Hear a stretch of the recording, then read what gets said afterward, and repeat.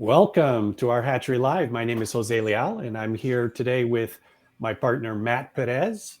And today our guest is Cristina Imre. Did I pronounce that right, Cristina? I think it's the best pronunciation during the last 6 months in my course. So perfect. And you're with Quantum Winds. So, Cristina, you're over in Romania, just to be Yeah. clear, and we're sitting here in the Silicon Valley, but you do a lot of work with North America. Most of my work is in North America. Yes. So, tell us about what you do and the work that you're doing. I'm very happy to be here with you both. That's my first thing I would love to see. I watched a couple of your podcasts and love to be a little bit more controversial and bring the truth out today, where we are living in such a complex world. And I think that this will be one of our touch points. I'm currently an executive coach and I work with startup founders, especially in tech. So Silicon Valley would be part of it, and helping those kind of revolutionary, deserving founders to reach the level of a dragon. Because today we start to not talk so much about unicorns, but dragons. And so I'm that kind of secret weapon in the back, helping them to reach their goals with sanity in check and everything in check, to not lose their drive and joy also through the journey. And also, I work with corporate executives as well, and CEOs. Those are my target market, and most are from the US. Also, I come with a serial entrepreneurship background. I had 6 startups as founder, co-founder, and also in tech during the last years.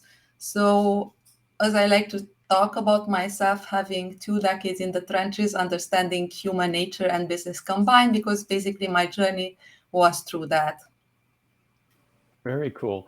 So, our topic today, um, you had talked about working with people in a more human way or leveraging people in a more human way. Can you tell us what you mean by that? I think the secret power lays in understanding humans like we are, with our needs and at the personal level. And this is something that today it's so much missed. And like, take us here. If we are like robots or AI trying to emulate AI today and be as clever and smart and with such a good memory, we wouldn't transmit anything. But we do have this human needs that are need to be amped inside the equation. And every time since I started to understand how important human nature understanding is from high school, when I had a revelation, everything shifted, because I was interested in business as a true born entrepreneur, I would say. But I saw how unstable we are and how shallow we are. And I knew that we can do better. And I saw the different facets of the human being, and I couldn't understand why we behave this way in 1 second, another way in one, and then we change into a demon or a saint. And I wanted to understand that and then to leverage that into the workspace. And today, I think it's more important than ever, and you might contradict me here, that we became too complex, too complicated. Our world became too complicated, and we forgot about the human nature, the basic elements like the Maslow's pyramid. What we do need to have to be happy, productive, have a fulfilled life without being miserable. What do you think? I think you're right on. So, no argument there. I'm sorry to say. I couldn't agree more. I think your point about human nature being at the root of what we need to deal with is why we called it radical. Radical means root, and the root of work is really human nature. And if we don't understand human nature, we don't understand work. And so, unfortunately, I don't think we're going to have much of a debate here about that specific topic. We may disagree about how we do it, but what we need to do, I don't think is something we'd argue about. So, what are you doing? How do you see that problem? So, let's frame it as a problem. Um, the problem being that we're not seeing human nature as part of how we organize work and how we think about work. Is that fair to say that that's the problem? Yes, I think that we as humans went through different cycles and in different speed levels. And if we consider what happened during the Industrial Revolution, it was a different kind of aspect where human beings needed to focus on different ways to integrate work into their lives and also their kids and their families. And then it came the new internet and the digital revolution, and we are in where everything got to a different level of speed, and we got too many things on our plate. So, and I would say here what we got are privileges. So many things got to our hands. Our lives became so easy from so many different perspectives compared to our ancestors, our grandmother, grandfather, so even our parents' lives. And we don't know how to handle this. And you can see this with the young generation. We have so many opportunities today, and this makes us miserable. So that is the paradox. We are living in the most abundant world during our, let's say, lifetime as human species, but we are unhappy. And so this needs to be addressed, because otherwise now it comes the AI aspect, and it's a different threat to human nature, human needs, and we might lose ourselves in this translation. And here I would love to intervene, and we to intervene more. Hey, stop, stop. What we can do as humans to not lose ourselves in the process of becoming, of having everything around us. So let me maybe ask a couple of questions around that, because again, I couldn't agree more that what you've just identified to me is the most critical part of human nature, and the work that we're doing, which is that we've moved to a world where we have so much more time on our hands that we're now having to distract ourselves from that time. We don't know how to deal with our time. It was different when all our time was spent feeding ourselves, clothing ourselves, covering, building shelters. But now we have time to spend in ways that we've built distractions to maintain that time. Is Many that a would fair way to? disagree with this, because you're saying like we have more time, and most people would say we don't have time anymore for anything. The thing is, we have much more resources and opportunities. And what you said, it's exactly right, distractions. And we need to choose between these distractions. And we don't have a guideline. It's just too soon in our history, ancestry. That's why I like to touch human nature as a combination of all the sciences, more or less scientifically proven, to understand where we are as a species. And this is one of the things. We don't have yet a guideline that it's proven to work when you have everything around you and all the resources to compete in the marketplace, to have a wonderful life, and whatever you are on this world. And also to I work want with to the I want to stop inequalities. you. I want to stop you there for a second. What do you mean by work? Is that what do you mean by work? Yeah, this is a very good question. Here we could debate a lot. What is the importance of work in our life? How we Well, can. what do you mean by work? Is that the the the thing that you go out every morning? Well, not anymore, but that you work at somebody else's company to or to provide for yourself and your family. okay, You, so yeah, okay, all right, that's to better. get the financial means and resources to provide for yourself and your family. That's good. Thank you. You're welcome. And so being here, it's very important for us to start to have a guideline about okay, now we are living in a different world, what we do with what we have, but not forgetting from where we are coming from and what are our basic needs to be met. And is that the work that you're doing? Is that our question number two is, what are you doing about that? So how are you um, taking that insight, that question that you've identified, that problem you identified, which in my book is the right question, is the right problem?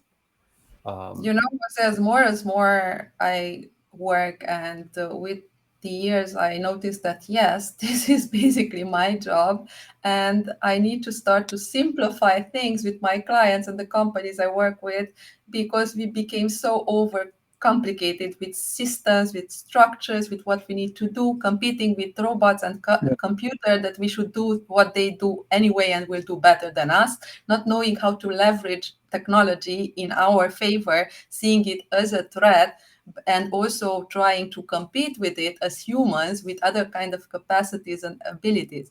And I would argue now, when I start to work with the client and the company, that okay, let's just start from scratch. Because you know, every time I start to work with someone, basically they will say, okay, executive coach with a serial entrepreneur background, cool, we will talk business, we will start business. It's almost never the case, because once I go to truly know at the personal level my clients, and this could be even at the company level, where I then have one-on-one conversation with leaders and executives from that company, all the time it gets back to personal, all the time. And I see that's the main issue, because those fundamental needs, including belongingness, are not met enough. And I might have executives where you might wonder, they have so many responsibilities on their shoulders, and you might work on negotiations on what they need to do tomorrow or next, how to solve problems, how to manage a company or people under them. And no, they have completely different other focus, not at the beginning. Not at the beginning, because it's about the status, again, a status problem. You need, especially as a man, to show how tough you are, how much of a leader you are, that your preoccupations are very serious business-like. And so I do have my own methods to extract the truth and go to the depth of what they truly need and where they are currently. 90% of the time they have a personal issue to be solved, and those are coming from psychological needs, or family needs, or friendship needs, or other kind of needs. And then those will create the chain reaction that once they are solved, the business problems will just dilute many times themselves naturally, because they are on a better ground mentally and emotionally. So you're saying people are working too hard? The people that you Oh, work absolutely. too hard?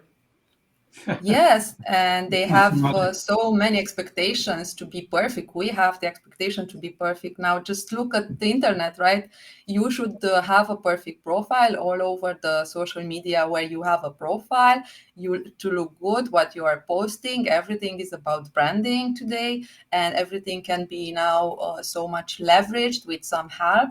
And so everyone sees the beautiful, perfect side of yours from the exterior. And this is one of the main causes of unhappiness, because you believe that you are the lamest person in the world, and your life is just so boring and nothing compared to others. And that's a huge lie. We are living a huge lie. That is a Posing. beautiful way to say that. Yeah. Yeah. That's what my kids would call posers. Yeah, there's a lot of I feel one way in the inside, but I project a different thing. But I agree with you that the thing of people are working too hard to trying to think the whole company out, and that's not good. And as you mentioned, your kids, what do you think it would be the most important factor to now, I don't even know, educate our kids to be ready for the future, with all of these things on the plate, having all the opportunities, the AI, but also climate issues, conflicts in the world. What would we do? What should we do with our current generation to make them as ready as possible to change the current things? Stop looking at the lens of the world and start looking at the lens of yourself. Nice. How about you, Matt? What would you do? Yeah, I'm not as big a fan of the individual as a thing unto itself. The individual exists, but a community has a lot of knowledge, and that's, if you were the only person on an island, you wouldn't need language. You wouldn't need any of the things that we deal with. Life would be very simple. We don't live in an island We live now with 8 billion people on this earth, and the only earth we have. And we need to think of how do we work together. That's why I asked you about the question about work, because I don't think of work as just survival. Work is what we do with other people, and sometimes that contributes to our survivability and sustenance and stuff like that. But sometimes it doesn't. Sometimes you do it for not directly. You do it for artistic reasons. You do it for because it feels right. But it's the community is the important thing. The individual is too, but we can't forget the community. No. The thing about my oldest child is a co-author of the book that we wrote, so I'm not so worried about him. I'm not worried about the other one either. But but you're right. The fact that we have so many things available to us is a problem. Simplicity part is very important. So And this is not something that we should just cut. So someone to misunderstand me that, okay, now we should just restrict everything and go back to communistic type of economies where you cut out the resources.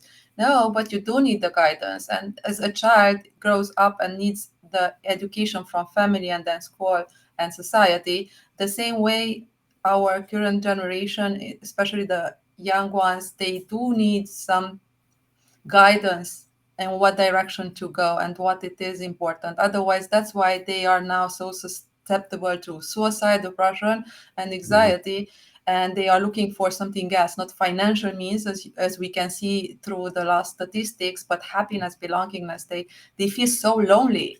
And this is such, even CEOs I work with, entrepreneurs, it's one of the pandemics of our lives, feeling lonely, misunderstood because our communication went wrong at some point, became so shallow and so simplistic, and has nothing to do with me wanting to know you. And here we could just start to talk about the personal aspect. I truly want to know you, Jose, as a person, not just a co-host in this episode and then we say bye and everything cool and we never talk again.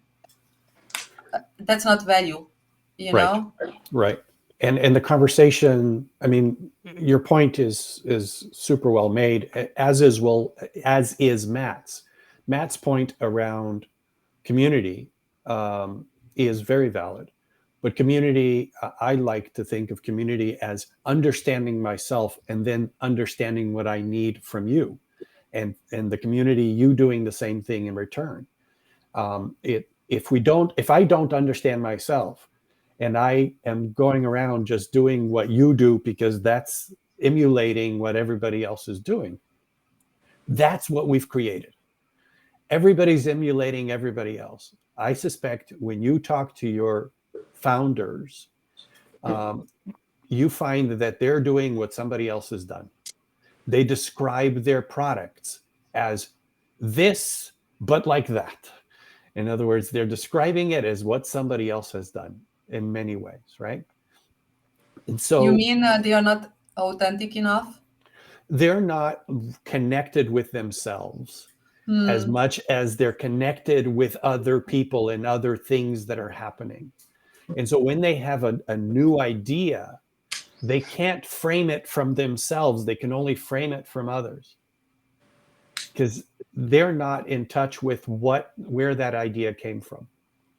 And I speak about this from my own perspective because as an entrepreneur, when I left corporate, what I did was start a couple of new startups with the external perspective rather than the internal perspective, which I had never done before. But I learned in corporate to actually think about, how am I going to exit this? How do I create it in order to prepare it for sale? How do I position it and do all the proper IP and all of that stuff for the exit, and not to produce it because I'm passionate about what I'm trying to do. So there's a difference between externalizing our reasons for doing things and internalizing those things. Do you agree with that, Cristina? This is very interesting and deep discussion, what you're pinpointing now. You know what I've noticed many times, let's say there are amazing founders who have an idea and they create a startup around it. And they are working to bring this dream alive. And it might be very unique for their needs and what they discovered, but they become converted very soon once they hit the ground with financial needs. They need investors. Maybe the clients are not coming as soon as they wanted. Maybe they are not as good as marketing and sales. They start to freak out and they start then to look outside. Okay, it sounds like I don't know what I'm doing. Let's see what can I do, what others are saying. And if they take also big amount of funds and they have a board and they need to comply and they have so many shareholders to satisfy at once, in usually at point number 2, year 2, many of these founders lost the initial idea, purpose of the company, and they start to get demotivated because the company doesn't resemble anymore with the initial vision. And so now this might be related to the huge percentage of the startups that fail. I couldn't agree more. I think not only that, if they can jump that gap, that second year gap that you're describing, then they end up doing it on the metrics. Exactly. Right. So they become attached to the metrics that the board has defined, that the leadership team has defined, and now it's all about the metrics. And so they lose sight of the impact that they wanted to make in the first place, and they're just chasing metrics. And they keep and they need to keep the confidence. That's why I am around year 2, 3, let's say seed above Series A or financial equivalent of that with the founders I work with, because they still have that confidence, and the tier 2, 3, it goes away if things are not met. And it's interesting because this I saw with corporate executives. If you see the turnaround with corporate executives, many stay 2, 3 years in a company and they move.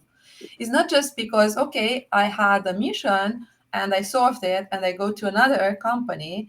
But let's see, when I entered here, everyone saw me as the new CEO who has this vision, is powerful, is new, is interesting, mystical and so forth, has all the answers. And that starts to lose around year 2, 3.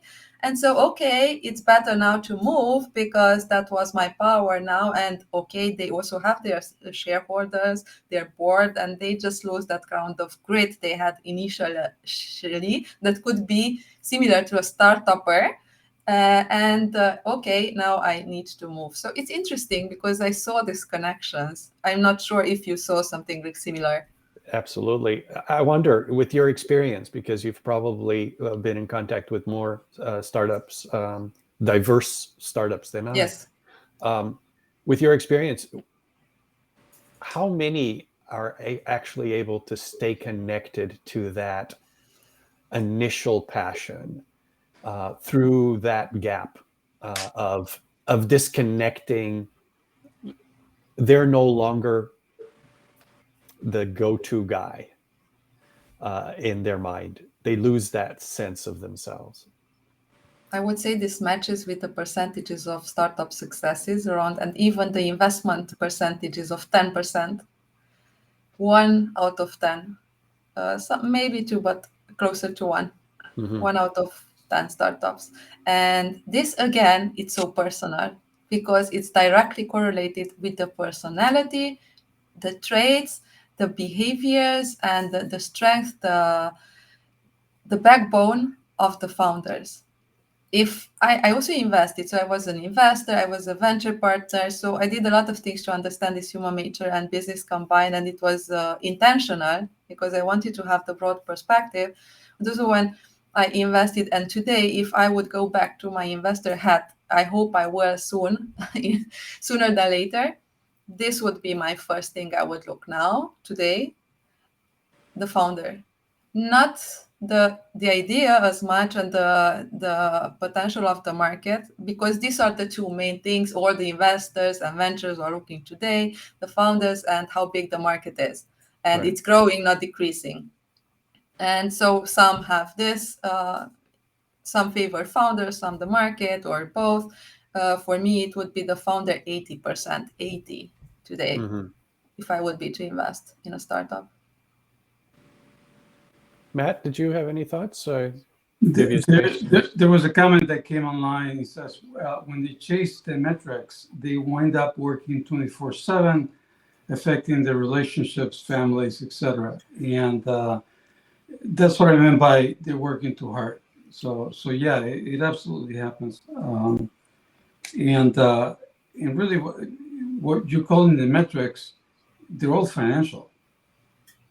It's how much money you're making, how many things you're selling, how many things can you count, and the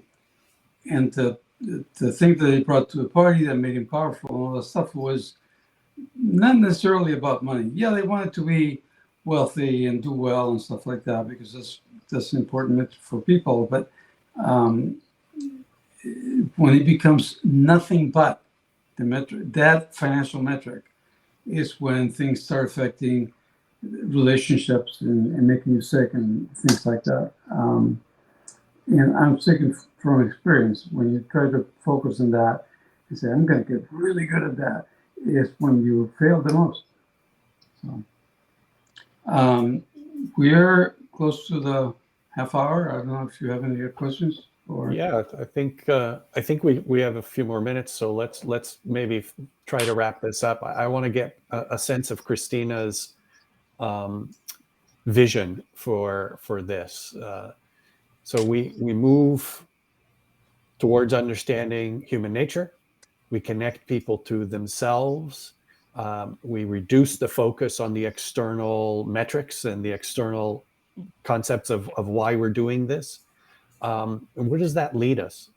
Please correct me if you think I'm wrong in what I've stated there, but I do have some direct messages here. It's a pity we cannot discuss this more briefly, but basically it's about the connectivity and the way we see work and life. Because yes, we defined work at the beginning, Matt, and we had the different views around this, but we don't need to separate work and life. That's very, very important because our ancestors didn't.